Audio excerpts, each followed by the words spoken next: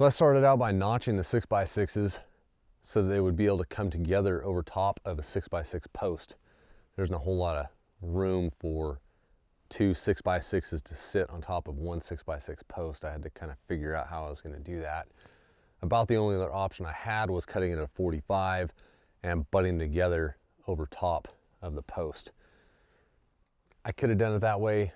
Having the notch, you might think it's a little bit weaker there because it's only, what, a little under 3 inches thick right there.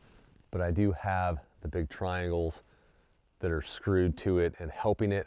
I've also got a 2x6 all the way around the top as a double top cap.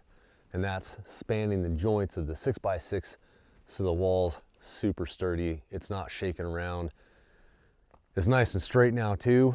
When I looked down at it originally with just the 6x6, where the joints were right on top of the post, you could kind of see it just kind of staggering just a little bit. But you put that upper top cap on, a double top plate, and it straightens the whole thing out real good.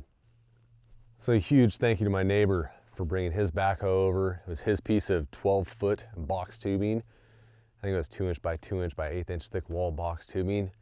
We drilled a hole in one end and put a couple clevis pins in it so we have something to hang the straps from. 2 straps hanging at an angle. By the time we got done, we had it down. It was so smooth. The only thing he had to worry about was the touch of the finesse on the backhoe controls. It's not so bad when you're just working a backhoe, but you put a 12-foot extension on it, and one little touch in the controls makes a huge difference on the end of that 12-foot extension. By the time we got done, we had it down. It was easy. I had a strap on one end of it so I could pull one end over to me, set it in place. All he had to do is kind of move the other end over, set it down on the next post, put a couple screws in on each side, take the straps down, grab another post and put it up. I did go around and make sure all these posts, all these uprights are plumb, and then I added more screws to the tops of those triangles. Those triangles are going to help hold it plumb. They're also going to add support. Like I talked about in the last video, they're going to add support to the 6x6s that are spanning that 12-foot gap.